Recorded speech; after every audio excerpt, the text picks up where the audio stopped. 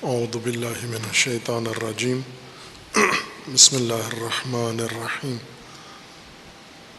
اللہم وفقنا لما تحب وترضى واجعل عاقبۃ امورنا خیرا ولا تکلنا الی انفسنا طرفۃ عین ابدا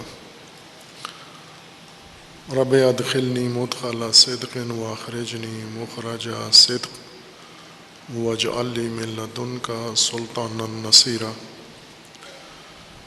تفسیر سورہ مبارکہ فاتحہ میں آیہ دوم حق تعالیٰ کا فرمان ہے، ارشاد ہے الحمدللہ رب العالمین۔ بسم اللہ الرحمن الرحیم پہلی آیت کریمہ ہے اور جس کے اندر انسان کو رہنمائی کی گئی ہے، ہدایت کی گئی ہے۔ ہدایت کے منشور کا آغاز بسم اللہ الرحمن الرحیم کو قرار دیا گیا ہے، اللہ کے نام کے ساتھ۔ اللہ جو حاکم ہے انسان کا اور دیگر کائنات کا، جس کے نام سے کائنات کا نظام چل رہا ہے اور چلتا ہے، اسی کے نام سے انسان نے اپنا نظام زندگی چلانا ہے اور قائم رکھنا ہے، اور اس اللہ کا نظام حاکمیت و نظام حکومت جس کے اندر انسان ہے اور جس کے الہ اور حاکم کے نام پر انسان نے زندگی گزارنی ہے، اس کا نظام الوہیت و الہیت وہ رحمانی ہے و رحیمی ہے۔ رحیمی و رحمانی سے مراد بیان ہوئی ہے کہ خلق کی و انسان کی تمام ضروریات جن پر حیات انسانی کا دار و مدار ہے، وہ فراہم کرنے والا الہ ہے انسان کا۔ وہ تمام وسائل جو انسان کی زندگی کو ظاہری، باطنی، دنیاوی، اخروی لحاظ سے درکار ہیں، انسان اس الہ کی حکومت میں ہے جس نے یہ سب کچھ انسان کو فراہم کرنا ہے، اور وہ بھی وافر مقدار میں اور بھرپور انداز میں اور دائماً و ہمیشہ کے لیے۔ دوسری آیہ شریفہ میں انسان کے ہدایت کے منشور میں رہنمائی ہے، الحمدللہ رب العالمین۔ حمد اللہ کے لیے ہے، اسی الہ و حاکم و فرمان روا کی حمد ہے۔ رب العالمین وہ حاکم الہ بھی ہے اور وہ رب ہے عالمین کے لیے و انسان کے لیے بھی، چونکہ عالمین میں بھی انسان شامل ہے اور مخاطب بھی اس آیا کا اور اس سورہ کا انسان ہے۔ یہ دستور و ہدایت انسان کے لیے مقرر کیا گیا ہے۔ حمد الہ کے لیے ہے اور وہ الہ عالمین کا رب ہے۔ اس آیہ شریفہ میں بھی 4 کلمات، 4 الفاظ استعمال ہوئے ہیں۔ ایک حمد ہے، اللہ ہے، رب ہے اور عالمین، اور ان کا آپس میں ارتباط و تناسب۔ حمد ستائش و تحسین کو کہتے ہیں عربی زبان کے لحاظ سے، اور عربی کے مطابق دیگر زبانوں میں بھی اسی معنی میں حمد رائج ہے۔ ثنا کے ساتھ مترادف قرار دیا جاتا ہے، حمد و ثنا۔ ثنا بھی عربی لفظ حمد بھی عربی اصطلاح ہے، تحسین کرنا، کسی چیز کو سراہنا اور اس کے حسن کو اظہار کرنا، اس کی زیبائی کا اظہار کرنا۔ تحسین اظہار حسن شے ہے۔ انسان جو زیبائی جمال کسی شے میں مشاہدہ کرتا ہے اسے اظہار کرتا ہے، برملا کرتا ہے، نمایاں کرتا ہے اس کو، تاکہ دوسرے بھی اس طرف متوجہ ہوں۔ حمد تعریف کے معنوں میں عموماً ترجمہ کیا جاتا ہے، تمام تعریفیں اللہ کے لیے ہیں۔ اردو میں اس کا ترجمہ تعریف کیا جاتا ہے۔ تعریف بھی عربی لفظ ہے اور تعریف کا معنی سراہنا نہیں ہوتا عربی زبان میں، اردو میں سراہنا ہی مراد ہے۔ تعریف یعنی کسی کو مدح کرنا، کسی کو سراہنا، تحسین کرنا، اس کی صفات عالیہ بیان کرنا تعریف کہلاتا ہے۔ لیکن عربی میں تعریف معرفت سے لیا گیا ہے۔ کسی چیز کی تعریف کرنا یعنی اس کی معرفت کا اظہار کرنا، اس شے کو پہچانوانا۔ تعارف جو پہچانوائی ہے، جو خود شے کرتی ہے یا انسان کرتا ہے۔ تعریف دوسری شے کی پہچان کرانا۔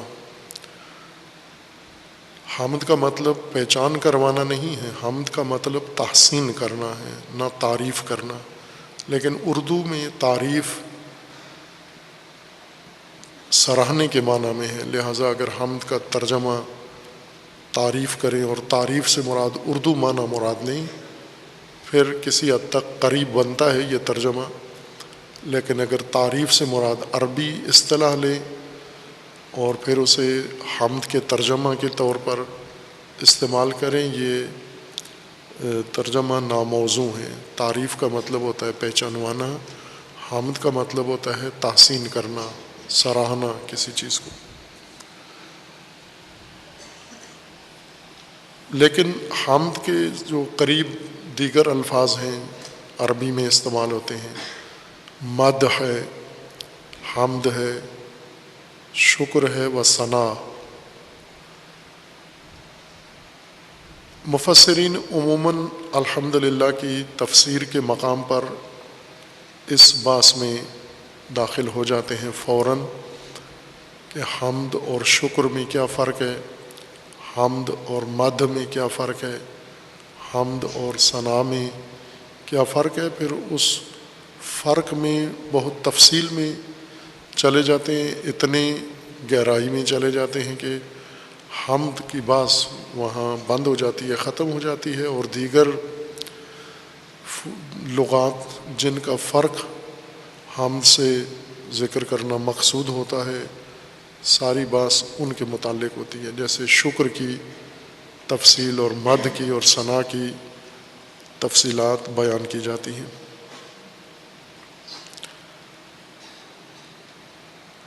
حمد انسان کا فعل ہے، اللہ بھی حمد کرتا ہے، یہ فعل خدا بھی ہے اور مخلوق کا بھی فعل ہے، یعنی اللہ بھی حمد کرتا ہے اور انسان بھی حمد کرتے ہیں، سراہتے ہیں، تحسین کرتے ہیں۔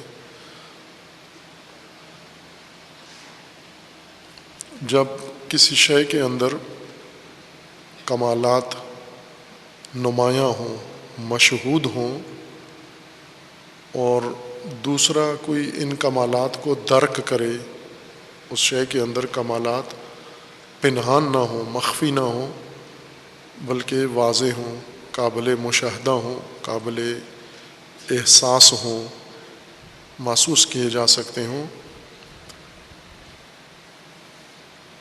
ان کمالات کو جب مشاہدہ کرنے والا مشاہدہ کرتا ہے، ملاحظہ کرتا ہے، دیکھتا ہے، اور ان کے اندر جو کمالات کا پہلو موجود ہے، اس کا کمال کا پہلو موجود ہے، اس کا ادراک کرتا ہے، دیکھنے والے کے اندر احساس جنم لیتا ہے، مشاہدے سے خود ہی اس رویت اور احساس کے نتیجے میں انسان کے اندر احساس پیدا ہوتا ہے اس کمال کی نسبت۔ یہ خصلت اللہ تعالیٰ نے انسان کو عطا کی ہے۔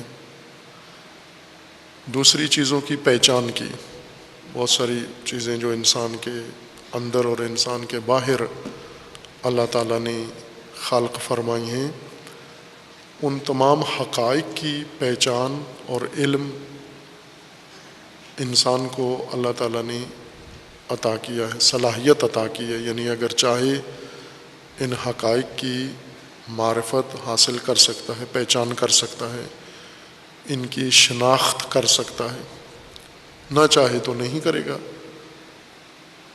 جس طرح سے آدم اول اللہ تعالیٰ نے اپنی حکمت و قدرت سے انسان اول کو جب خلق فرمایا تو پہلا کام حقائق کی تعلیم تھی۔ علامہ آدم الاسماء کلہا، تمام حقائق جو آدم سے و آدمیت سے مربوط تھے، جن کا تعلق تھا، جو ضروری تھے جاننا آدم کے لیے، ان سب کی تعلیم آدم کو دی۔ علامہ آدم الاسماء کلہا، آدم کی اولاد انسان، ابناء آدم، بنی آدم، ان کے لیے بھی یہ اہتمام اللہ تعالیٰ نے کیا ہے۔ تعلیم اسماء کلہا، تمام اسماء حقائق کی تعلیم کا موقع بنی آدم کو بھی اللہ تعالیٰ نے عطا کیا ہے۔ وہ اسماء انسان، وہ حقائق انسان اپنی اندرونی حصوں کے ذریعے سے پہچانتا ہے۔ جیسے 5 حصے انسان کے اندر ظاہری طور پر اور عمومی طور پر موجود ہیں: دیکھنے کی حس، سننے کی حس، چکھنے کی حس اور سونگھنے کی حس ہے، اور لمس کرنے کی حس۔ یہ 5 حصے انسان کے اندر موجود ہیں۔ کچھ حقائق ایسے ہیں جنہیں آنکھوں سے انسان دیکھتا ہے، یہ بھی تعلیم حقائق ہے، معرفت حقائق کا ایک ذریعہ انسان کے پاس دیکھنا اور بینائی ہے۔ دوسرا ذریعہ شنوائی ہے، سماعت ہے۔ کچھ حقائق ایسے ہیں جو دیکھنے میں نہیں آتے، سننے میں آتے ہیں، سماعت سے انسان ان سے آشنا ہوتا ہے، واقف ہوتا ہے۔ تیسری حص چکھنے کی ہے۔ حقائق کی ایک قسم ایسی ہے جو صرف انسان ان کو چکھ کے درک کر سکتا ہے، دیکھ کر اور سن کر نہیں ان کی معرفت حاصل کر سکتا، چونکہ ان کی سنخ اور نوعیت دیکھنے سننے والی یا قابل سماعت و قابل بصارت نہیں ہے۔ چوتھی حص انسان کے اندر سونگھنے کی ہے۔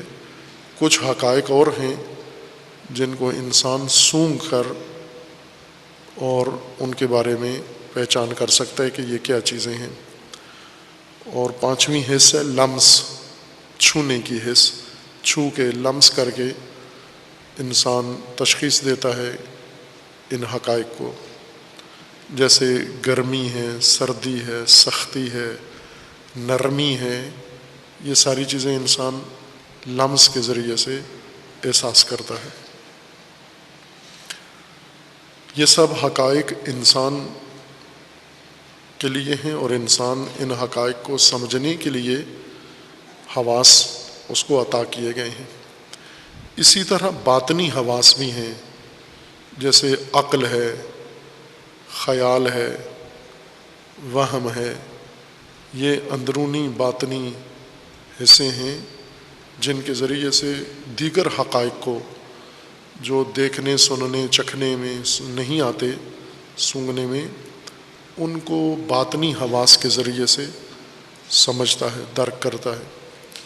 جیسے محبت ہے، نفرت ہے، یہ وہ چیزیں ہیں، حقائق جو انسان کو باقاعدہ علم ہے، ان چیزوں کو سمجھتا ہے انسان، لیکن آنکھوں سے نہیں دیکھتا بلکہ اپنے اندرونی حواس کے ذریعے سے ان کو محسوس کرتا ہے، سمجھتا ہے ان حقائق کو. ان حقائق میں انسان کی ضروریات بھی ہیں، رحمتیں، وسائل زندگی، ضروریات زندگی، انسان کے ارزاق بھی ہیں، یعنی وہ چیزیں جن پر انسان کے وجود کا، بقا کا دار و مدار ہے، وہ رزق بھی ان حقائق کے اندر شامل ہے. لا تعلق حقائق نہیں ہیں، بے فائدہ حقائق نہیں ہیں. جن انسان کو جن حقائق کا آدم کو بتایا گیا ہے، تعلیم دی گئی ہے، یا آدمی کو، بنی آدم کو جن حقائق کی فطری طور پر، طبعی طور پر تعلیم دی گئی ہے، ان حقائق کو سمجھنے کے لیے انسان کو حواس دیے گئے ہیں، ذریعے دیے گئے ہیں. یہ سب انسان کی زندگی سے تعلق رکھنے والی چیزیں ہیں ساری. ان حقائق کو جب انسان دیکھتا ہے، سمجھتا ہے، پہچانتا ہے، اور پھر باطنی حواس کے ذریعے، عقل کے ذریعے، اپنے اندرونی فہم کے ذریعے سے یہ تشخیص دیتا ہے کہ یہ سب حقائق ایک تو اللہ نے بنائی ہیں. یہ کائنات حقائق سے بھری ہوئی، حقائق سے اٹی ہوئی یہ کائنات اللہ تعالیٰ نے بنائی ہے، اور ان میں سے ایک بڑا حصہ حقائق کا وہ ہے جن کا انسان کی زندگی سے بہت نزدیک کا اور گہرا تعلق ہے. یہ جو کچھ اللہ نے بنایا ہے، مجھ سے، انسان سے اس کا بہت گہرا تعلق ہے. جیسے انسان زمین کے اندر دیکھتا ہے بہت ساری چیزیں، اگرچہ بادی النظر میں اسے یہ لا تعلق نظر آتی ہیں، یعنی یہ میری نہیں ہیں، مجھ سے مربوط نہیں ہیں، یا میرا ان سے کوئی تعلق نہیں ہے. بادی النظر میں یہ انسان کو محسوس ہوتا ہے، لیکن جب غور کرتا ہے، مطالعہ کرتا ہے، پڑھتا ہے، فکر کرتا ہے، تو اس کو ہر چیز اپنی زندگی سے متعلق نظر آتی ہے، اپنی زندگی سے جڑی ہوئی نظر آتی ہے کہ یہ شے میرے زندگی سے کتنی تاثیر رکھتی ہے. زمین کے اندر جو کچھ ہے اور زمین سے باہر جتنے حقائق ہیں، جیسے سورج ہے، دھوپ ہے، ہوائیں ہیں، ستارے ہیں، یہ دن رات کا بدلنا ہے، اور زمین کے اوپر مختلف انعام، مختلف انواع و انواع کے حقائق ہیں. پانی ہے، جنگل ہے، مٹی ہے، ریت ہے، کھیت ہیں، سبزہ ہے، درخت ہیں، حشرات ہیں، پرندے ہیں، درندے ہیں، مختلف قسم کے جانور ہیں. یہ ساری چیزیں انسان دیکھتا ہے کہ میں ایک ایسی جگہ پر خلق ہوا ہوں جس کے اندر حقائق ہیں اتنے تہ بتہ، اور ان کی تاثیر مختلف ہے، ان کی نوعیت مختلف ہے، ان کے اندر جو خاصیت ہے وہ بہت تعجب آور ہے، حیرت ناک ہے. وہ سب میری زندگی سے تعلق ہے. میری زندگی سے مراد اپنی انفرادی زندگی نا، انسان کی زندگی سے، انسانی حیات سے ان حقائق کا بہت گہرا تعلق ہے. جس طرح قرآن مجید میں اللہ تعالیٰ نے فرمایا کہ وَلَكُمْ مَا فِي الْأَرْضِ جَمِيعًا، جو کچھ زمین میں ہے وہ تمہارے لیے ہے، یعنی تمہاری زندگی سے ہی مربوط ہے کسی نہ کسی پہلو سے، اور تم اس سے بہرہ مند ہو رہے ہو، تم اس سے استفادہ کر رہے ہو. تمہیں شعور نہیں ہے اس کا کہ یہ حقائق تمہاری زندگی میں کیا تاثیر رکھتے ہیں. جب یہ پہچان ہو جاتی ہے انسان کو، اور ان حقائق کے اندر موجود خاصیات اور دیکھتا ہے، ان کا کمالات کو دیکھتا ہے، ان کمالات میں ایک پہلو ان کمالات کا، ہر کمال کا یہ پہلو ہے، لیکن بعض کمالات میں نمایاں ہے یہ پہلو، اور وہ ہے ان کا حسن، زیبائی، جمال۔ جو چیز اللہ تعالیٰ نے ایجاد کی ہے وہ قانون الہی کے مطابق خیر ہے، خیر کمال ہے، جس کو ہم اپنی زبان میں کمالات کہتے ہیں۔ قرآن کریم نے اس کو خیر کا عنوان دیا ہے۔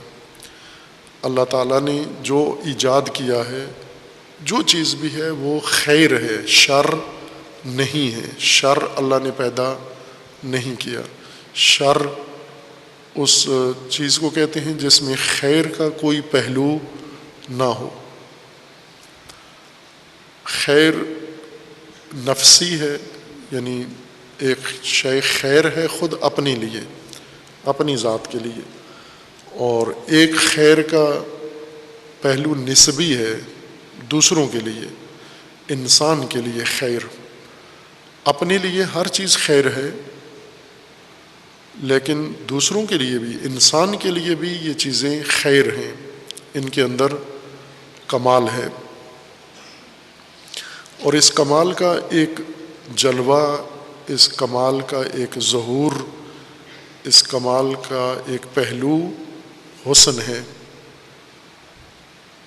اور انسان کو اللہ تعالیٰ نے جو فہم، ادراک، حصے عطا کی ہیں حقائق کو سمجھنے کی، پہچاننے کی، ان کے اندر حس اس کمال اور حسن کو سمجھنے کی بھی رکھی ہوئی ہے۔ ہم جس چیز کو دیکھتے ہیں، تشخیص دیتے ہیں کہ یہ شے موجود ہے، ساتھ ہی یہ بھی سمجھ جاتے ہیں کہ یہ شے موجود ہے، اس کے اندر یہ خیر، کمال، اور یہ اس کے اندر خوبصورتی بھی موجود ہے۔ درختوں کو آپ دیکھیں تو آپ کو یہ پتہ چلتا ہے کہ درخت، پودے موجود ہیں۔ ان کی موجودیت کے ساتھ ساتھ ان کے اندر جو خوبصورتی ہے وہ بھی ہم سمجھتے ہیں، درک کرتے ہیں، سب سمجھتے ہیں اس خوبصورتی کو، مگر یہ کہ جو انسان حواس کھو بیٹھا ہو، عقل کھو بیٹھا ہو اور ادراک کھو بیٹھا ہو، بیماری کے نتیجے میں، کسی آفت کے نتیجے میں یہ عارضہ انسان پر طاری ہو جاتا ہے کہ اپنی عقل کھو بیٹھتا ہے، حس کھو بیٹھتا ہے، تشخیص نہیں دے سکتا۔ اس وقت یہ نہیں دعویٰ کر سکتے کہ اس کو تشخیص ہے کہ یہ پودا ہے اور یہ خوبصورت پودا ہے۔ پودے کی ہر چیز میں ایک خوبصورتی کا پہلو ہے۔ پتا ہے اس کا، اس پتے کی اپنی خوبصورتی ہے، پتے کا پودے کے اوپر اگنا، اس میں ایک خوبصورتی ہے، اور پودے کے ساتھ پھل کا لگنا، یہ ایک اور خوبصورتی ہے۔ پھل کے اندر جو تاثیر ہے اور جو نظام ہے، اس کی ایک اپنی خوبصورتی ہے۔ لیکن انسان جہاں یہ صلاحیت رکھتا ہے تمام حقائق کو پہچاننے کی، سمجھنے کی، اور اسے آگاہی کی صلاحیت رکھتا ہے، ساتھ ہی انسان کے اندر اور دیگر حصے بھی موجود ہیں۔ اگر یہ ایک ہی حص ہوتی کہ انسان دیگر حقائق کو دیکھ سکتا ہے، انہیں سمجھ سکتا ہے، ان کے اندر کمال و خیر اور خوبصورتی کو پہچان سکتا ہے، اگر صرف اتنا ہوتا تو ہر انسان کمال درجہ کا موحد ہوتا، عبد خدا ہوتا، اگر صرف یہی ہوتا۔ لیکن انسان کے اندر اس کے علاوہ بھی دیگر حصے موجود ہیں۔ وہ احساس اس حصے کے احساس پر اثر چھوڑتے ہیں۔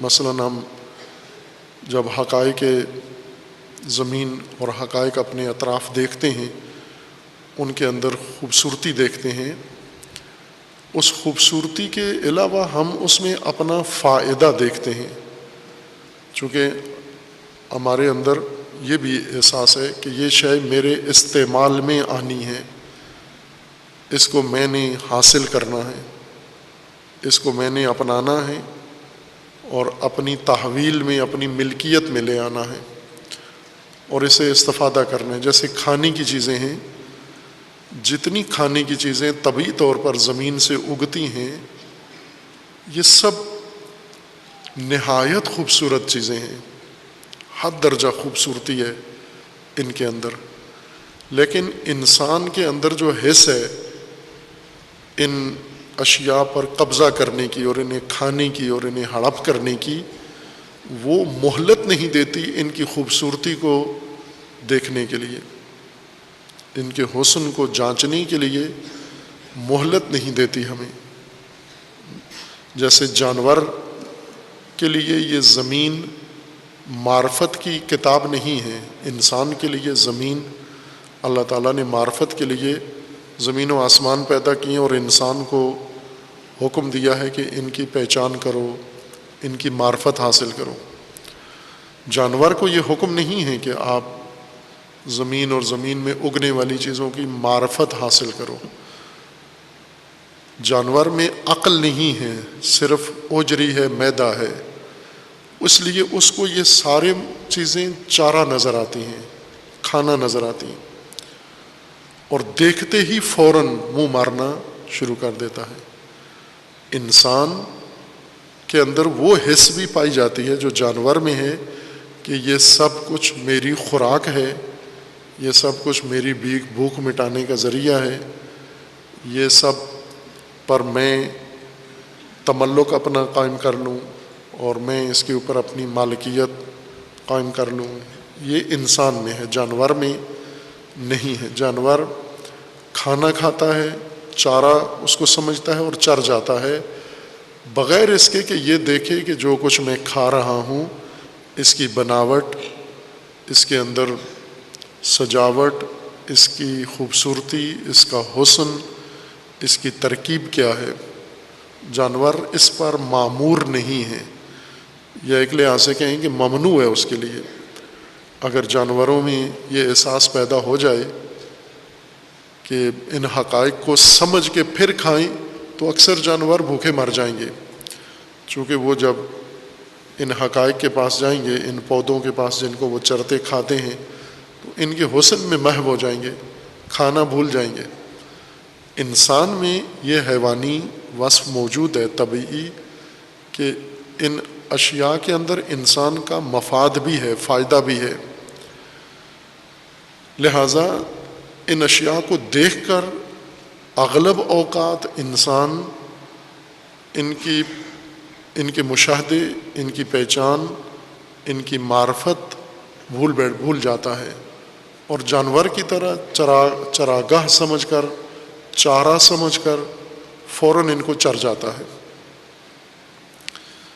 روزمرہ جو چیزیں ہم استعمال میں لاتے ہیں، ایک تو ہماری اپنی مصنوعات ہیں، جیسے کپڑے ہیں، یہ ہم نے طبعی طور پر اگنے والی چیزوں سے بنا کر داغا، اس سے کپڑا بنایا، پھر اسے پہنتے ہیں اور اس کا حسن ہمیں نظر آتا ہے، اس کے ذریعے اپنا حسن بھی بڑھاتے ہیں، بناؤ سنگار کرتے ہیں مصنوعات کے ذریعے سے، اور جو خود ہم نے بنوائی ہیں چیزیں وہ حسین نظر آتی ہیں۔ مثلا جوتا جب آپ خریدتے ہیں تو خوبصورتی بھی ساتھ مد نظر ہوتی ہے، بلکہ مفاد سے زیادہ، فائدے سے زیادہ خوبصورتی کی طرف توجہ ہوتی ہے۔ آپ جب بازار میں لباس کے لیے جاتے ہیں یا لباس بنواتے ہیں اپنا، تو لباس کے فائدے سے زیادہ لباس کی خوبصورتی اور کپڑے کی خوبصورتی کو ترجیح کے طور پر ہم رکھتے ہیں۔ لیکن جو طبعی طور پر اللہ نے ہمارے لیے اشیاء بنائی ہیں، اگائی ہیں، زمین اگاتی ہے، ان کے اندر ان مصنوعات سے زیادہ خوبصورتی ہے، لباس اور جوتے سے زیادہ خوبصورتی، زیورات سے زیادہ خوبصورتی، جو ڈرائنگ ڈیزائن ہم بناتے ہیں، اپنے گھروں کو آرائش کرتے ہیں، اس سے کہیں زیادہ زیبائی اس طبیعت میں، نیچر کے اندر موجود ہے۔ ان حقائق اشیاء کے اندر موجود ہیں۔ آپ کوئی ایک سنگریزہ اٹھا کے لے کے اس میں غور کریں، اس کی ترکیب، اس کی بناوٹ، تو اس کا حسن آپ کے گھر سے ایک سنگ راہ کو اٹھا لیں جو پتھر راستے میں پڑے ہوتے ہیں، اور اس کے اندر اگر غور کریں اور اس کے حسن کو پہچانیں اگر، تو وہ آپ کے مصنوعی چیزوں سے زیادہ حسین نکلے گا وہ۔ لیکن ہمیں جو مفاد پرستی ہے، فوائد ہماری آنکھوں کے آگے آ جاتے ہیں، پردہ بن جاتے ہیں، اور ہمیں حقائق کے اندر موجود کمالات، خیر اور حسن دیکھنے نہیں دیتے۔ اکا دکا افراد ہیں جو مفادات سے بالاتر ہو جاتے ہیں، مفادات کو نہیں نظر میں رکھتے بلکہ معرفت کی آنکھ سے اشیاء کو دیکھتے ہیں۔ جیسے مصور ہیں، نقاش، یہ صلاحیت نقاشی کی، ویسے تو رنگ بکھیرنے کی تو انسان سیکھ سکتا ہے، تعلیم حاصل کر لیتا ہے، کسی اسکول اکیڈمی میں کسی استاد کے پاس تصویر بنانے کی مہارت حاصل کر لیتا ہے۔ یہ نہیں ہے نقاشی۔ نقاشی ایک اندرونی صلاحیت ہے، فطری چیز ہے جو انسان کے اندر پیدا ہوتی ہے۔ جیسے شاعری ہے، شاعری انسان پڑھ کے، ادبیات کی کتابیں پڑھ کے کچھ نہ کچھ معلومات حاصل کر کے شعر کے متعلق معلومات لے سکتا ہے اور بے ڈنگے شعر لکھنے کے قابل ہو جاتا ہے۔ لیکن وہ شعر جن کے اندر انسان کسی حقیقت کا حسن منتقل کرتا ہے، وہ شاعری پڑھنے پڑھانے سے، سیکھنے سے حاصل نہیں ہوتی، وہ اندر انسان کے فطرت کے اندر موجود ہوتی ہے۔ ایسے لوگ نقاش ہیں، مصور ہیں۔ یہ مثلاً آپ تصویریں دیکھتے ہیں، کیلا رکھا ہوا، کیلے کا پورا گچھا رکھا ہوا، اور وہ کھا نہیں رہا ہے، اس کی تصویر بنا رہا ہے، اور ہم دیکھتے ہیں تو ہمارے منہ میں پانی آ جاتا ہے کہ اس پر بھی تعجب ہوتا ہے کہ کیلا رکھ کے کھا کیوں نہیں رہا، کیلا رکھ کے یہ تصویر بنانے میں مصروف ہے۔ یا تربوز اس نے رکھا ہوا ہے اور اس کی تصویر نقاشی بنا رہا ہے۔ وہ اگر ہمیں موقع دے تو چھری لے کے فوراً تربوز کاٹ کے اور آنن فانن اس کو کچرے میں اور فضلے میں تبدیل کر دیں ہم، لیکن نقاش اس کے اندر اس کے حسن میں محو ہوا ہے، اس کی رنگت پہ، اس کی ترکیب پہ، اس کے خد و خال پہ، اس کی شکل پہ، اس کی بناوٹ پہ۔ وہ چونکہ جانور کے طور پر اس کو چارہ سمجھ کے نہیں دیکھ رہا، بلکہ ایک حقیقت شناس کے طور پر اس حقیقت کو سمجھنے میں محو ہے کہ یہ بنا کیسے ہے، اس کے اندر خوبصورتی کتنی ہے، یہ اس کے اندر کھو جاتا ہے۔ عام چیزیں جو فصلوں کے اندر ہمیں نظر آتی ہیں، سبزیاں، پھل، دن رات ہم کھاتے جاتے ہیں اور کچرا بناتے ہیں اس کا، یہ سب حقائق نہایت درجہ خوبصورت و زیبا ہیں۔ اور یہ زیبائی کیا چیز ہے؟ یہ زیبائی ان کا کمال ہے، ان کے اندر موجود اوصاف کمالیاں ہیں جو نمایاں ہوتی ہیں دیکھنے والوں کے لیے۔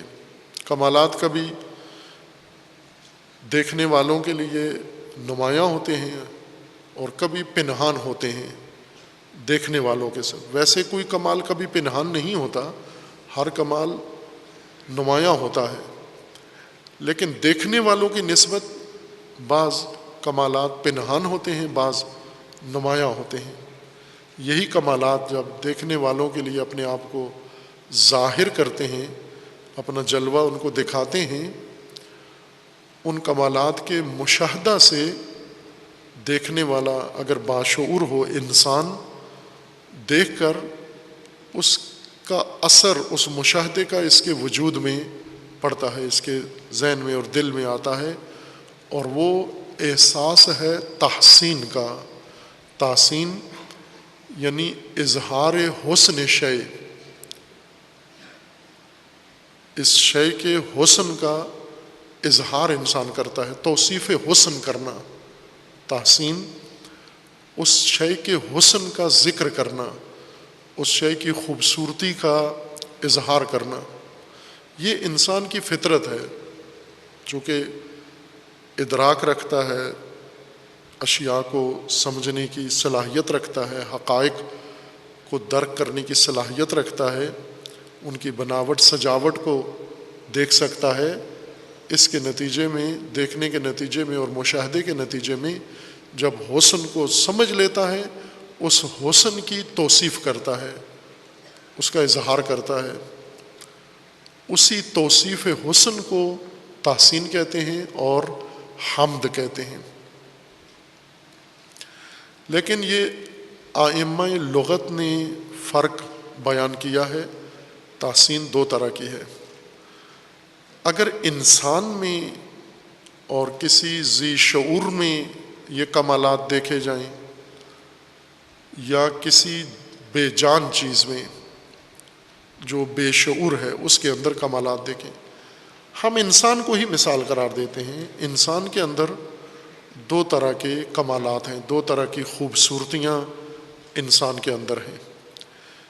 ایک خوبصورتی، حسن انسان کا ایسا ہے جس میں خود انسان کا اپنا کوئی کردار شامل نہیں ہے، انسان اس حسن میں خود بالکل لا تعلق ہے۔ جیسے انسان کا جسم ہے، انسان کا قد ہے، انسان کا چہرہ ہے، انسان کی رنگت ہے، یہ قابل تحسین ہے، یہ سب کمالات ہیں، ان کے اندر حسن ہے، زیبائی ہے، خوبصورتی ہے۔ لیکن اس خوبصورتی میں، اس کمال میں، اس کے وجود میں آنے میں انسان کا کوئی تعلق نہیں ہے۔ انسان کا اتنا ہی تعلق ہے جتنا کسی پتھر کا تعلق ہے انسان کے قد سے۔ انسان کے وجود میں دو طرح کی خوبیاں ہیں۔ کچھ خوبیاں ایسی ہیں جن کا انسان خود ذمہ دار نہیں ہے، انسان کا اس میں کوئی کردار نہیں ہے۔ کچھ خوبیاں انسان کی ایسی ہیں جو خود انسان کی اپنی حاصل کی ہوئی ہیں، انسان کی اپنی محنت، مشقت، کوشش، ارادہ اور عمل باعث بنا ہے کہ یہ خوبی انسان کے اندر پیدا ہو جائے۔ کچھ خوبیاں ایسی ہیں جو آب و ہوا نے اس کے اندر پیدا کی ہیں، جیسے ٹھنڈے علاقوں میں رہنے والے گورے رنگ کے ہوتے ہیں، یہ رنگت ان کی خود نہ اپنی بنائی ہوئی ہے، نہ ماں باپ نے بنائی ہے، یہ آب و ہوا نے ان کی رنگت بنائی ہے۔ گرم علاقوں کے سانولے ہوتے ہیں، ان کے رنگ سانولے رنگ کے ہوتے ہیں۔ اسی طرح یہ جغرافیائی، اگر ان خوبیوں کو دیکھیں تو اس میں خود اس کا کوئی دخل نہیں ہے۔ جہاں یہ بچہ پیدا ہوا ہے اس گھر میں پتھر تھے یا اس محلے میں، گلی میں، ان پتھروں کا اس بچے کی رنگت پہ کتنا دخل ہے؟ بچے کا اپنا یا اس کے ماں باپ کا بھی اتنا ہی دخل ہے جتنا پتھروں کا دخل ہے۔ یا فرض کریں کسی گھر میں بچہ پیدا ہوا ہے گورے رنگ کا اور اسی گھر میں گائے بھی تھی، بکری بھی تھی، تو گائے بچے کی رنگت پہ جتنی اثر انداز ہے، بچے کے ماں باپ بھی اتنے ہی اثر انداز ہیں۔ یہ رنگت انسان نے خود نہیں اپنی بنائی، قد خود نہیں بنایا، طبیعی عوامل ہیں جنہوں نے انسان کے اندر یہ خوبیاں پیدا کی ہیں۔ اب یہی خوبیوں والا بچہ جس کے اندر جغرافیائی عوامل کے نتیجے میں اور ماحولیاتی عوامل کے نتیجے میں اور غذائی عوامل کے نتیجے میں اور باقی وراثتی عوامل کے نتیجے میں جو جبری طور پر خوبیاں پیدا ہوئی ہیں، یہ خوبیاں اگر انسان کے اندر موجود ہوں اور یہ نظر بھی آئیں دوسروں کو، اور ان خوبیوں کے نتیجے میں انسان تحسین کرتا ہے، سراہتا ہے کسی کو کہ اس شخص کا کتنا اچھا قد ہے، اس شخص کی صحت کتنی اچھی ہے، اس کو حمد نہیں کہتے، ان کو مدح کہتے ہیں۔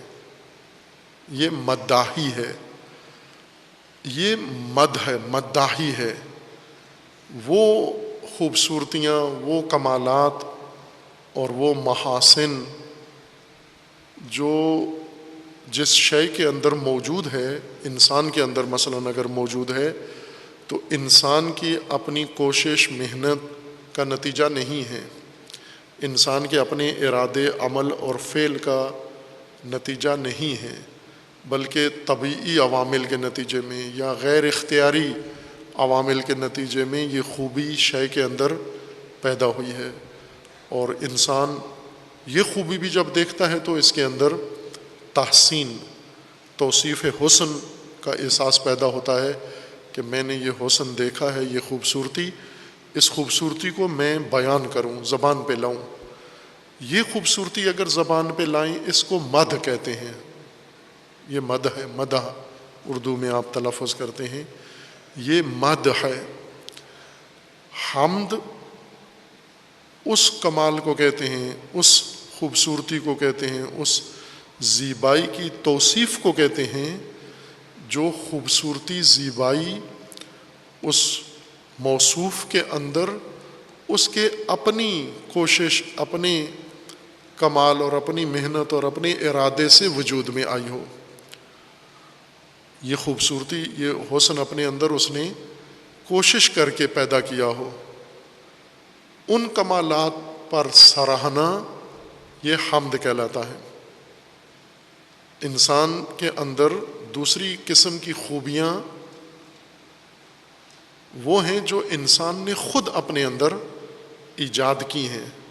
مثلاً ایک انسان ہے عالم، علم ہے اس کے اندر، اور اتنا نمایاں علم ہے، خوبصورت علم ہے، انسان جب اس کا علم محسوس کرتا ہے، جب وہ گفتگو کرتا ہے، بات کرتا ہے، اس کی بات کے اندر یہ علمیت انسان کو محسوس ہوتی ہے، تو اس کمال کو درک کرنے کے بعد بھی انسان کے اندر تحسین کا جذبہ اور تحسین کا احساس پیدا ہوتا ہے۔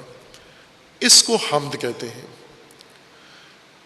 حمد اختیاری کمالات پر تعریف یا توصیف کو کہتے ہیں۔ غیر اختیاری کمالات، ان کے بارے میں بھی احساس ضرور پیدا ہوتا ہے تحسین کا، لیکن اسے مدح کہتے ہیں، اسے حمد نہیں کہتے۔ ان چیزوں کی مدح کی جاتی ہے۔ ہم عموماً اردو میں جا بجا لفظ استعمال کرتے ہیں، عربی سے الفاظ لے کے اردو بنائی ہے، پھر فرق ملحوظ نہیں رکھا اور ان کو مختلف طریقوں سے بے معنی کر دیتے ہیں ہم۔ مثلاً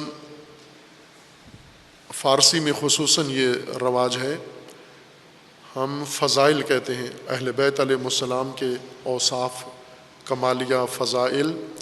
پاکستان میں ان کو فضائل کہا جاتا ہے کہ مقرر، ذاکر، خطیب فضائل پڑھے، یعنی اہل بیت علیہ السلام کے اوصاف کمالیہ ذکر کریں۔ ایران میں اس کو مداحی کہتے ہیں، ہم ذاکری کہتے ہیں، وہ مداحی کہتے ہیں، وہ مدحت کر رہا ہے، مدح کر رہا ہے۔ مدح غیر اختیاری اوصاف کی تعریف کو کہتے ہیں، جبکہ اہل بیت علیہ السلام میں جن فضائل کا ہم ذکر کرتے ہیں وہ حمد والے ہیں، یعنی ان کی توصیف اگر کریں تو وہ ثنا کہلاتی ہے یا حمد کہلاتی ہے وہ تعریف، لیکن بول چال میں فارسی میں اس کو مدح کہتے ہیں۔ پس کمالات دو طرح کے ہیں، اختیاری، ارادی، اور غیر اختیاری اور غیر ارادی، اور دونوں طرح کے کمالات موجود ہیں۔ بے جان اشیاء میں سارے غیر اختیاری کمالات ہیں جس میں ان کا اپنا کوئی دخل نہیں ہے۔ جو باشعور مخلوقات ہیں جیسے انسان، اس کے اندر دو طرح کے کمالات ہیں، اختیاری اور غیر اختیاری کمالات ہیں۔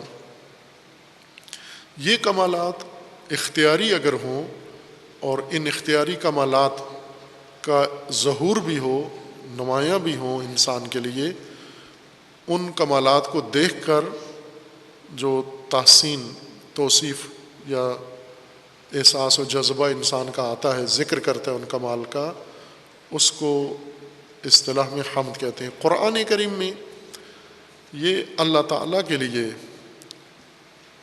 حمد کا، انسان کا یہ عمل اللہ کے لیے بیان ہوا ہے۔ حمد انسان نے اللہ کی کرنی ہے، توصیف اللہ کی کرنی ہے۔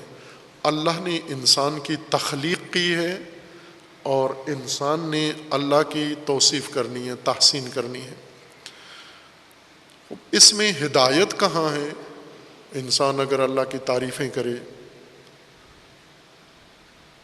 صبح و شام اللہ کی تعریفیں کرتا رہے، اس میں اللہ کو، یعنی اس میں حکمت کیا ہے؟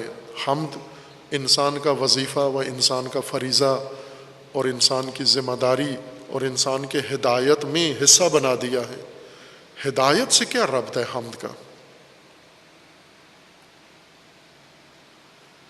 اور وہ بھی انسان کی اجتماعی زندگی میں اس حمد کی تاثیر کیا ہے؟ حمد ہدایت میں کیا رول ہے اس کا؟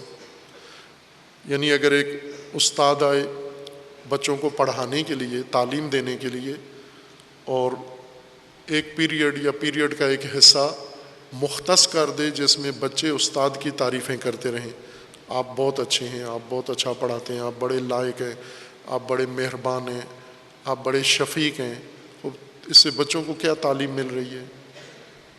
یہ تو چاپلوسی ہو جاتی ہے۔ استاد سے اچھے نمبر لینے کے لیے عموماً جب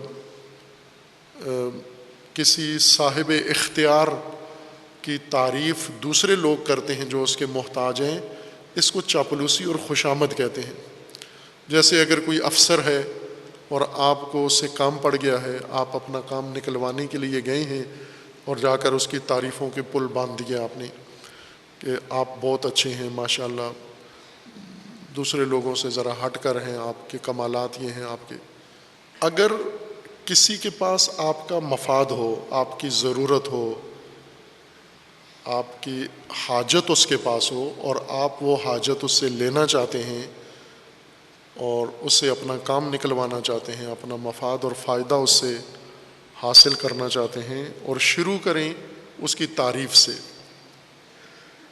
اسی کو تو خوشامد کہتے ہیں، اسی کو چاپلوسی کہتے ہیں۔ اور یہ برائی انسان کی بری صفات میں سے ہے، منفی صفات میں سے ہے کہ جس کے پاس آپ کا مفاد ہے، مفاد کے حصول کے لیے اس کی تعریفیں کرنا۔ اگر اس میں حقیقتاً بھی کوئی اچھی صفت ہے اور آپ اس لیے تعریف کر رہے ہیں تاکہ اس تعریف کو سن کر وہ خوش ہو اور ہم پر مہربان ہو جائے، اسی کو خوشامد اور چاپلوسی کہتے ہیں۔ اور یہی شخص اگر فارغ ہو جائے اس ذمہ داری سے تو پھر اسے سلام تک نہیں کرتے، اس کے سلام کا جواب بھی نہیں دیتے۔ کل تک جس کی تعریفوں کے پل باندھے ہوئے تھے، آج نہ اس سے سلام لیتے ہیں نہ اس کے سلام کا جواب دیتے ہیں۔ یہ ہدایت نہیں ہے، نہ تعلیم ہے۔ یہ اللہ نے انسان کے لیے ہدایت کا منشور مرتب کیا ہے قرآن کریم، اور اس کا آغاز سورہ فاتحہ سے کیا ہے، اور اس سورہ فاتحہ میں آغاز اللہ کی الوہیت اور رحمانیت اور رحیمیت سے ہوا ہے کہ نظام حکومت اللہ رحمانی و رحیمی ہے، اور فوراً بات کو پہنچا دیا حمد پر کہ انسان کہے الحمدللہ رب العالمین۔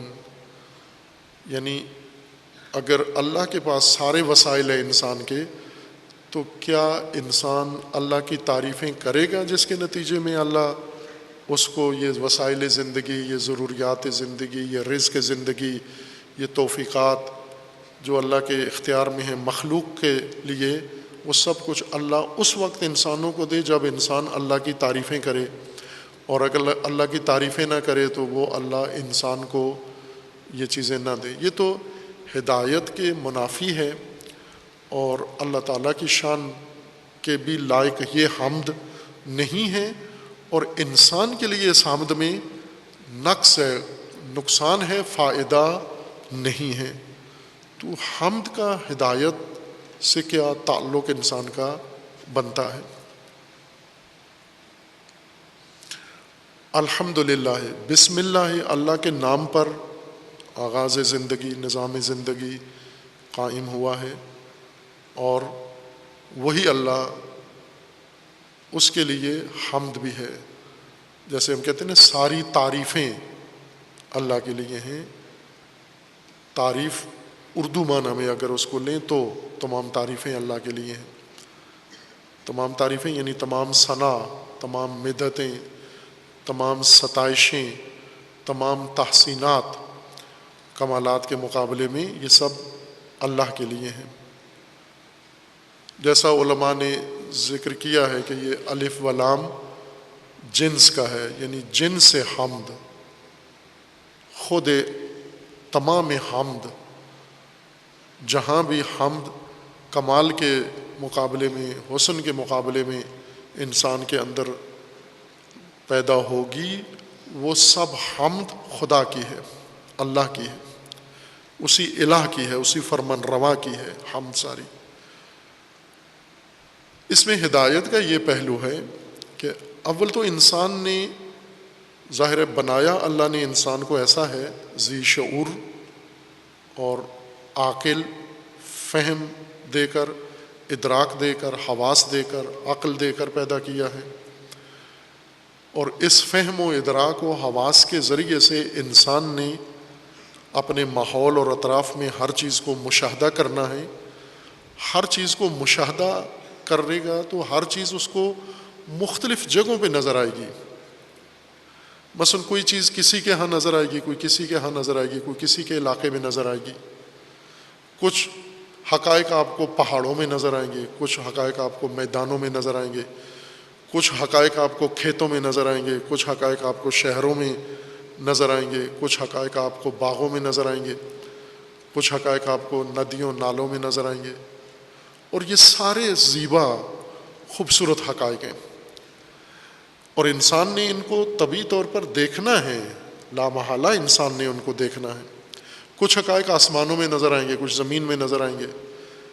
انسان فطری طور پر حقیقت شناس پیدا ہوا ہے۔ حقیقت کی پہچان کے جتنے وسائل تھے وہ انسان کے اندر رکھ کر انسان بنایا گیا ہے۔ جیسے یہ کیمرے ہیں، یہ میڈیا کیمرے ہیں، یہ سیکیورٹی کیمرے ہیں، یہ کیمرہ بنایا ہی اسی لیے گیا ہے کہ تصویر لے۔ اس کیمرے کا کام گرمی سردی کا ٹیمپریچر لینا نہیں ہے، اس کیمرے کا کام آوازیں محفوظ کرنا نہیں ہے، اس کیمرے کا کام اس کے سامنے آنے والی تصاویر، حرکات و سکنات ثبت کرنا ہے۔ لہٰذا جب یہ کیمرہ ٹھیک ہوگا، آن ہوگا، چل رہا ہوگا، تو اس کا ایک ہی کام ہے کہ تصویریں لے۔ تصویر لینے کے علاوہ دوسرا کوئی کام اس کا نہیں ہے، اگر کیمرہ وین بھی حواس والا ہو تو۔ قم میں درس ہمارا ایک وہ طالب علم ریکارڈنگ کرتا تھا، وہ ابھی موجود ہیں، ادھر جامعہ میں ہی موجود ہیں وہ بزرگوار۔ یہ انہوں نے ٹیپ ریکارڈر لیا ہوا تھا، کیسٹ روزانہ لے کر آتے تھے، باوضو ہو کر جب درس شروع ہوتا تھا تو اس کیمرہ مین کی طرح وہ آ کے ممبر کے قریب اور کرسی درس کے قریب آ کے بڑے سلیقے سے بیٹھتے تھے، اور دوسرے تمام شرکائے درس کو کنٹرول کرتے تھے کہ آپ نے کوئی کھانسنا نہیں ہے، آواز نہیں نکالنی، چونکہ درس میں ریکارڈنگ ہو رہی ہے۔ لیکن وہ ٹیپ ریکارڈر کا ریکارڈنگ کا بٹن دبانا بھول جاتے تھے۔ وہ درس جب ختم ہوتا تھا تو مجھے کہتے تھے آغا صاحب معذرت، آج کوئی چیز ریکارڈ نہیں ہوئی ہے، میں بٹن دبانا بھول گیا تھا، آپ دوبارہ درس پڑھائیں۔ اب وہ ایک ہماری مشکل تھی کہ دوبارہ تکرار کرنا مشکل ہوتا تھا۔ تو اس طرح ابھی یہ دروس جو آپ کے پاس ہیں کچھ نہیں ریکارڈ ہوئے، یہ ان کی حکمت کا نتیجہ ہے کہ وہ بٹن دبانا ہی بھول جاتے تھے۔ اب یہ کیمرہ بنایا گیا ہے تصویر لینے کے لیے۔ اگر یہ آن کیا ہوا ہے تو اس کا کام فقط تصویر لینا ہے۔ انسان بھی اسی طرح بنایا ہے اللہ نے، لیکن انسان کو آپریٹر نہیں چاہیے۔ کیمرہ ایک مشین ہے، صنعتی چیز ہے، اس کو چلانے کے لیے ایک انسانی آپریٹر چاہیے، ایک اور فرد چاہیے جو اس کے سسٹم کو چلائے۔ اللہ نے انسان کے اندر یہی کیمرے والی خصوصیت رکھی ہے کہ اس کا کام بھی تصویریں دیکھنا لینا ہے۔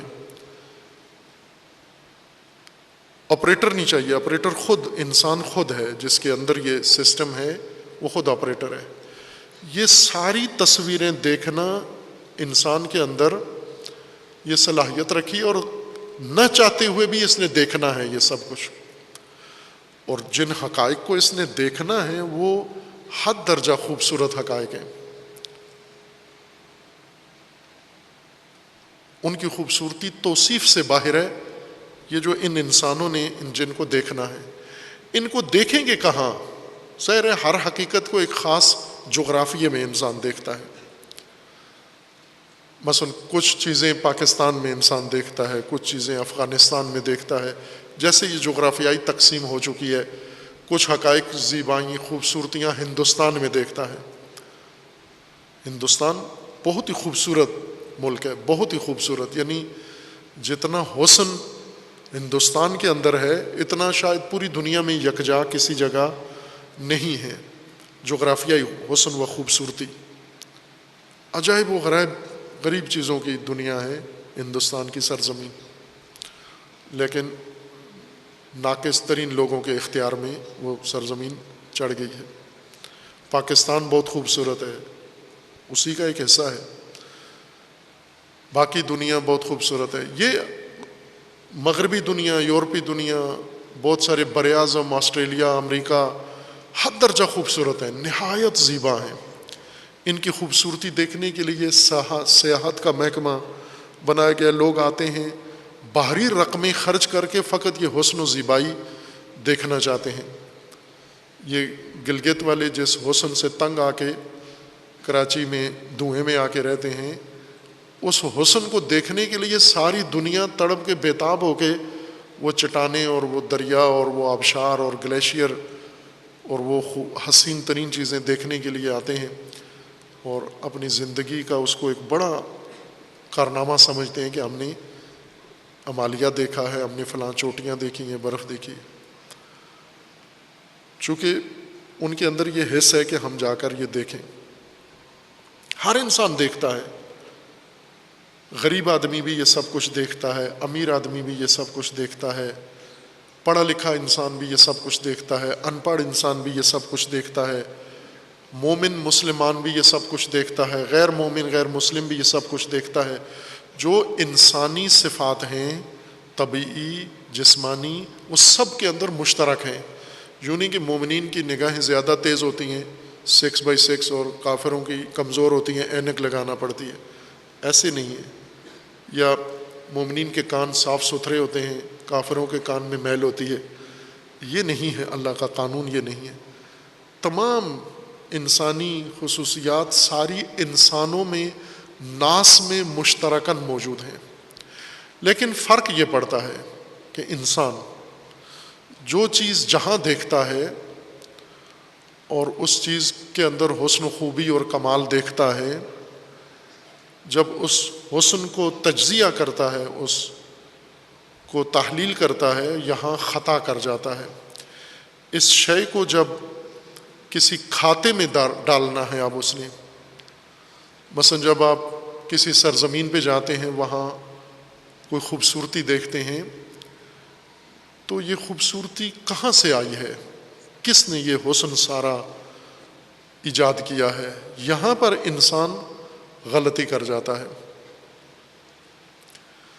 جس خطے میں دیکھتا ہے، جس حصے میں دیکھتا ہے کائنات کے جس حصے میں، اس خوبصورتی کو وہاں کے ممکن ہے کسی طبعی عامل سے جوڑ دے کہ یہ خوبصورتی اس وجہ سے ہے، یہاں پر یہ حسن، یہ کمال، یہ خوبی اس وجہ سے ہے، یہاں پر یہاں کی آب و ہوا نے یہ خوبصورتی پیدا کی ہے، یہاں کے موسم نے یہ خوبصورتی پیدا کی ہے، یہاں کے حاکم نے یہ سب حسن و کمال ایجاد کیا ہے.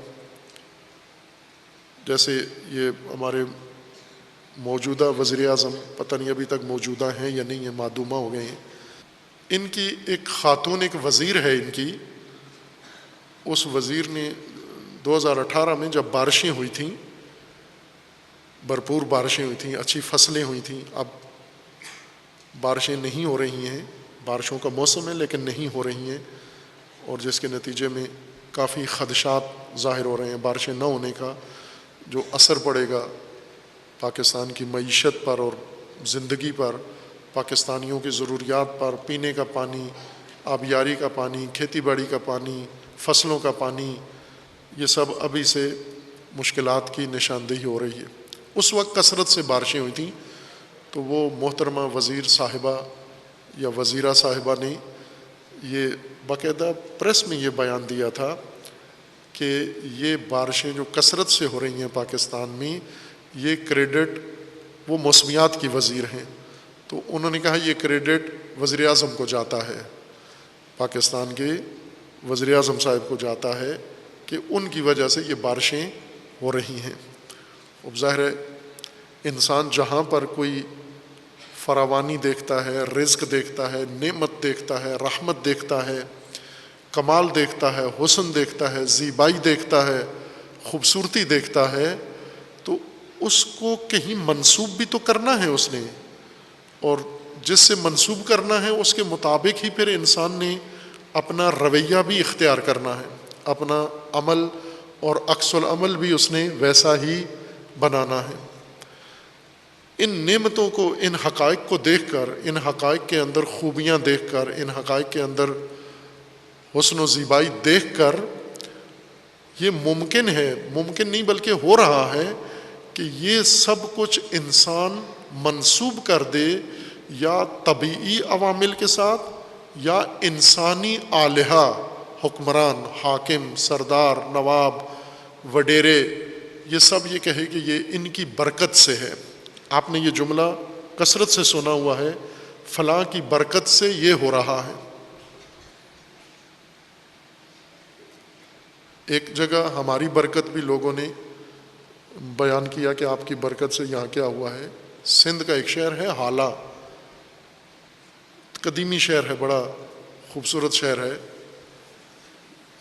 اور وہاں پر گئے ہم گرمیوں میں، 52 درجہ ٹیمپریچر تھا، 52 درجہ باقاعدہ جو تھرمومیٹر تھا وہ 52 درجے کی گرمی بتا رہا تھا، اور لوگ بے ہوش ہو کے گر رہے تھے. ہمارے سامنے ایک دو بزرگ میں نے خود دیکھے، وہ چلتے چلتے گرمی کی شدت سے گر گئے.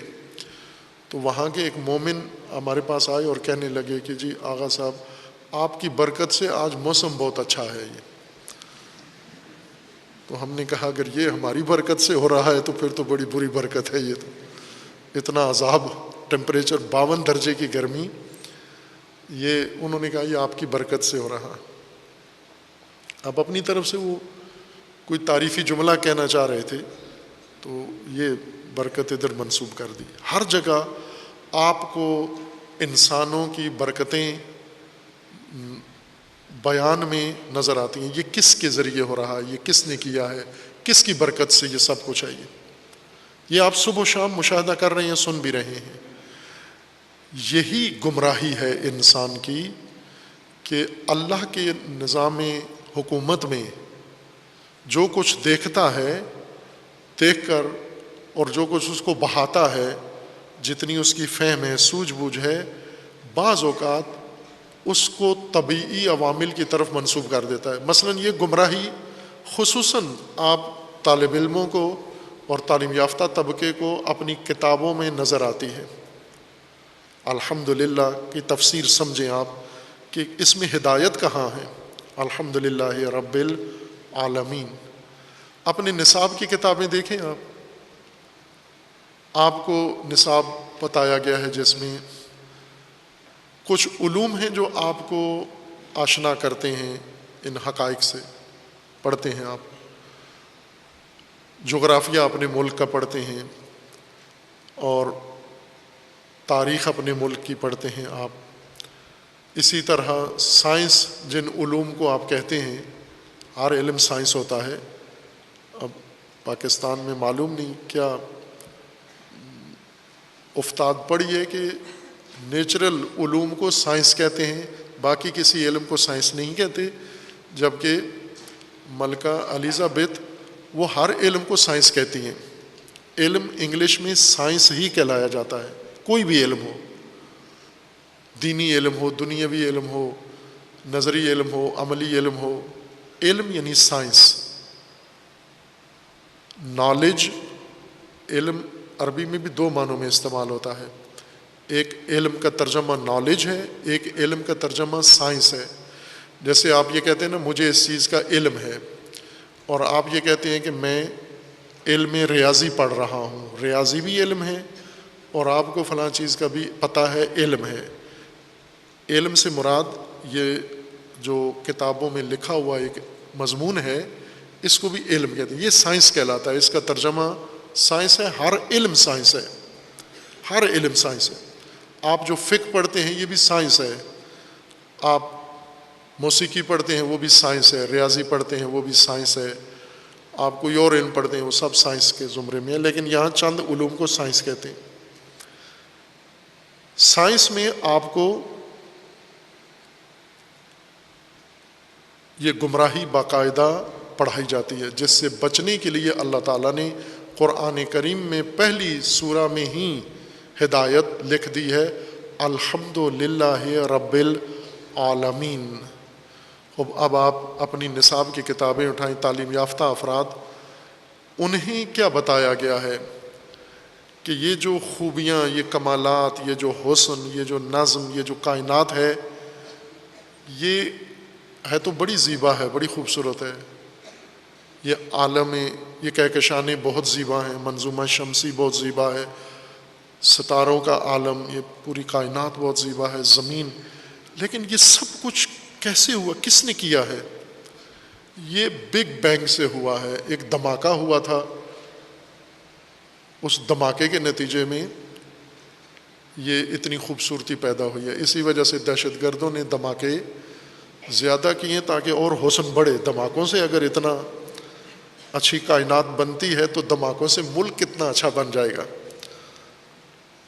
ایک دھماکہ ہوا، ایٹمی دھماکہ، غبار تھا، اور اس غبار میں دھماکہ ہوا. اس دھماکے کے نتیجے میں زمین بن گئی، آسمان بن گیا، سورج بن گیا، چاند بن گیا، یہ ایک دوسرے کے محور میں آ گئے، پھر پانی پیدا ہو گیا، مریخ بن گیا، یوں ہوا یوں ہوا.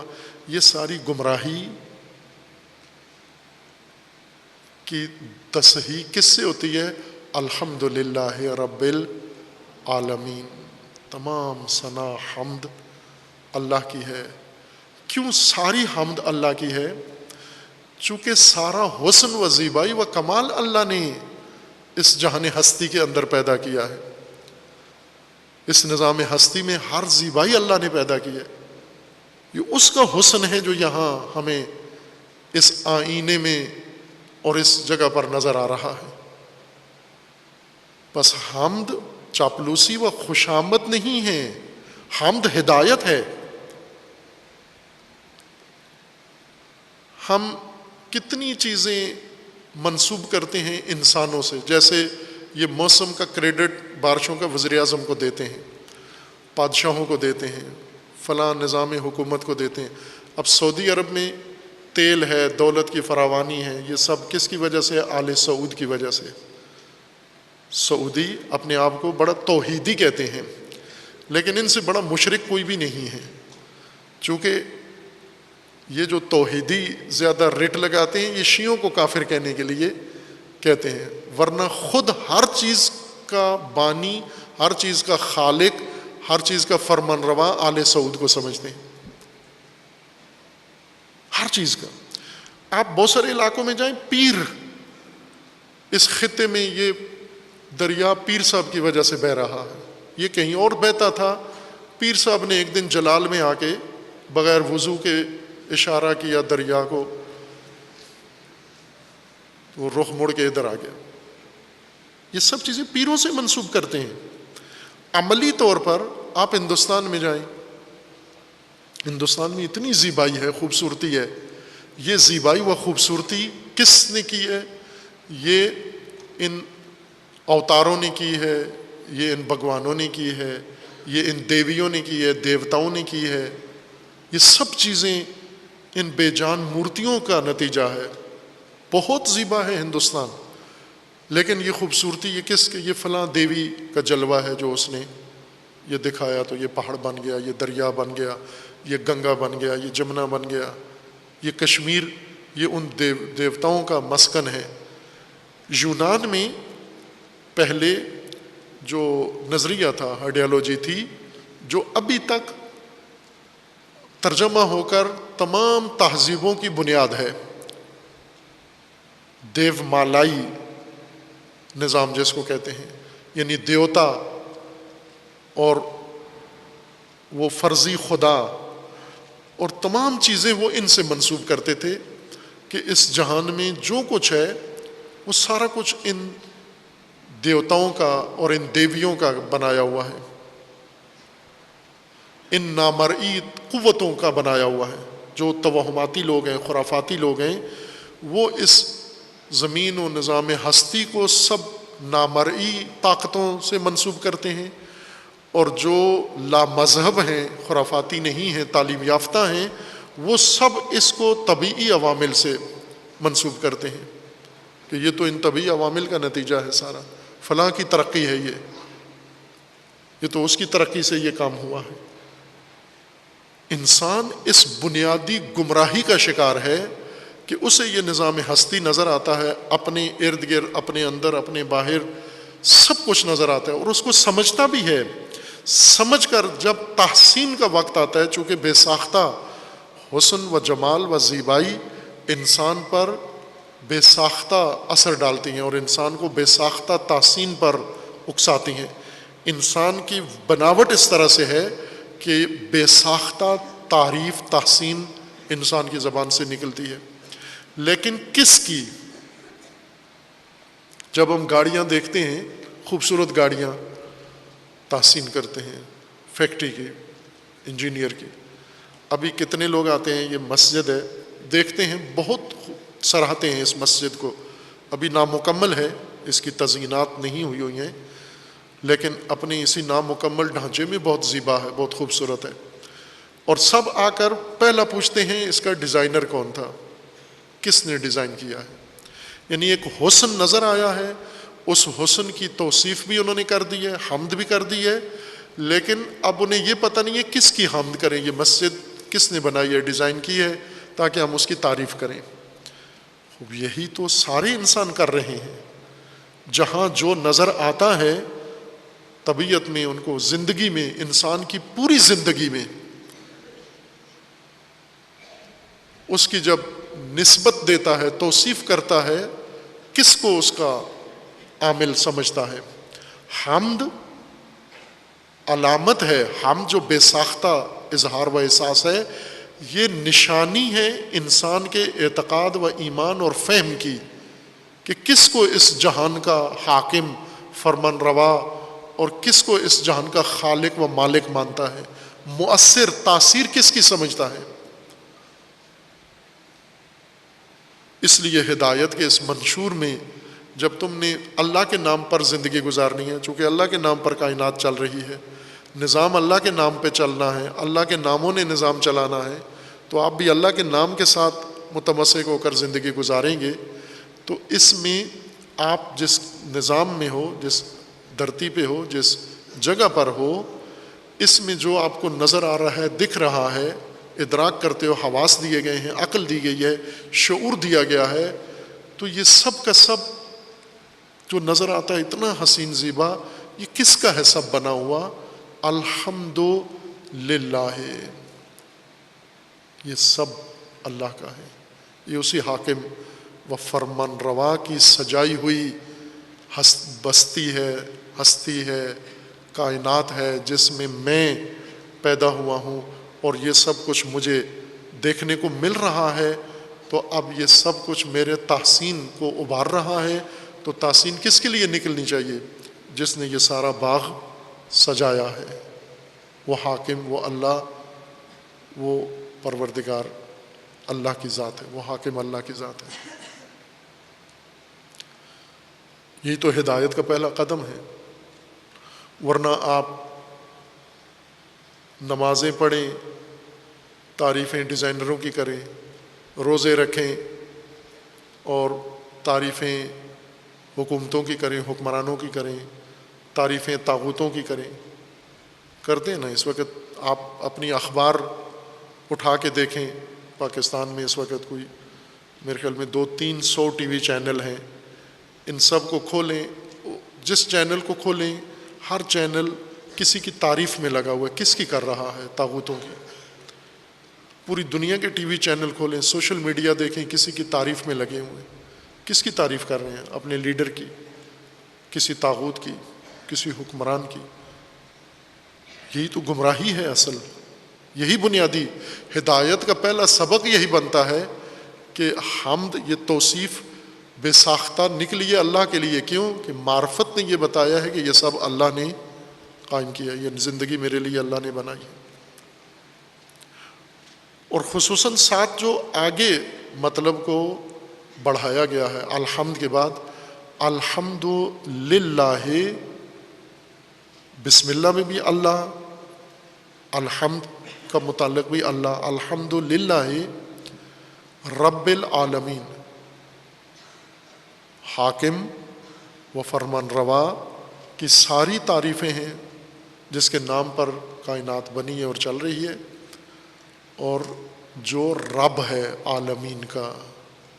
حمد میں یہ دونوں خصوصیتیں اخذ کی گئی ہیں، یعنی حمد کی دلیل، حمد کی وجہ یہ دو چیزیں ہیں، ایک اللہ کی الوہیت، حاکمیت، اور دوسرا ربوبیت، عالمین کی نسبت ربوبیت۔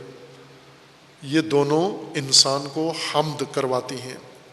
اگر یہ حمد بے ساختہ کائنات میں زندگی گزار کر ہر قدم پر بے ساختہ حمد اللہ کی نکلی ہے، سمجھو ہدایت پر ہو۔ ابھی تک تو یہ دیکھیں نا کہ ابھی تک ہماری زندگی میں کبھی یہ کام ہوا ہے؟ ہم نے کوئی کمال دنیا میں دیکھا ہے؟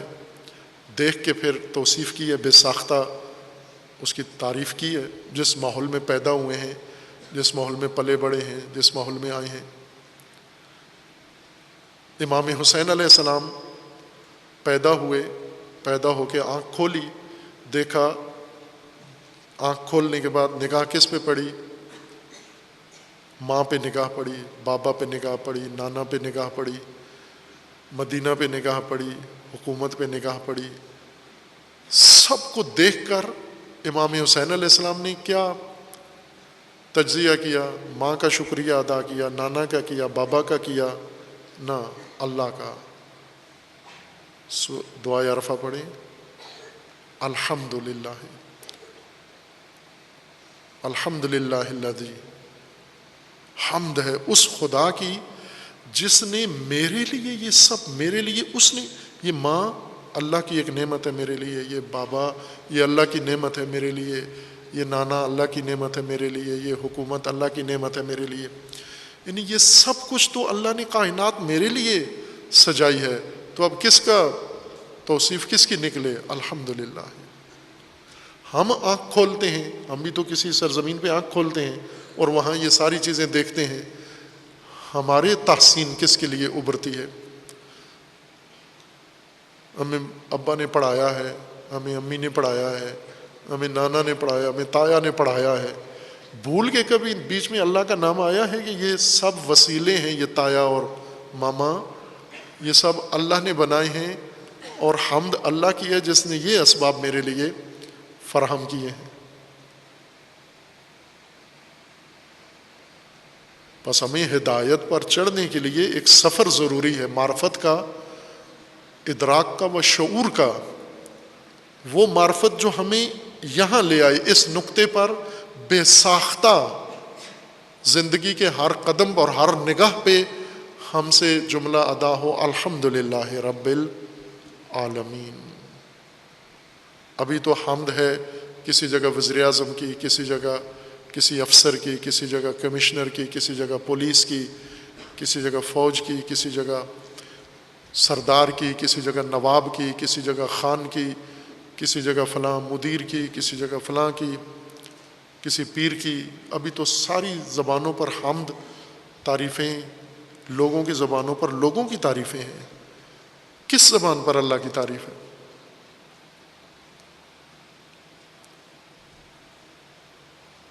یہ ہدایت کا پہلا قدم ہے. اس ہدایت سے آگے ساری چیزیں قائم ہوگی، باقی ساری عمارت اس کے اوپر بننی ہے.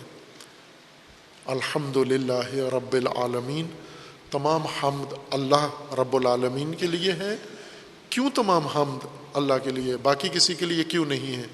چونکہ حمد اس اختیاری حسن، اختیاری فعل کے اندر موجود حسن پر ہوتی ہے، اور اختیاری حسن اس کائنات میں سارا اللہ کا ہے، غیر اللہ کا کوئی حسن نہیں ہے. غیر اللہ میں بھی اگر کوئی نظر آتا ہے تو وہ بھی اللہ کا ہے حسن سارا. اس لیے یہ سب حمد اللہ کی ہے. اور یہ بے ساختگی حمد میں، تحسین میں ہماری ہدایت کی نشانی ہے.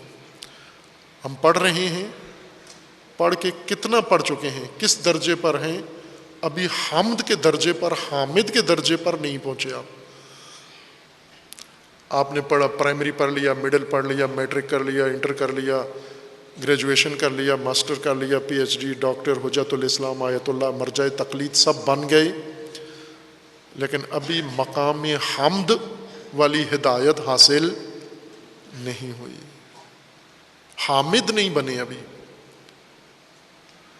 اور ایک اور بڑا گہرا راز ہے اس حامد کے اندر، جو خود قرآن مجید نے حمد کے بارے میں رہنمائی کی ہے، کہ انسان اگر اس معرفت حمدی پر پہنچ جائے، اس حمد کے مقام پر آ جائے، فائز ہو جائے، پھر آگے انسان کے لیے بہت اعلیٰ درجہ ہے. وہ بعد میں انشاءاللہ بیان ہوگا. صلی اللہ علیہ محمد و آلہ طیبین.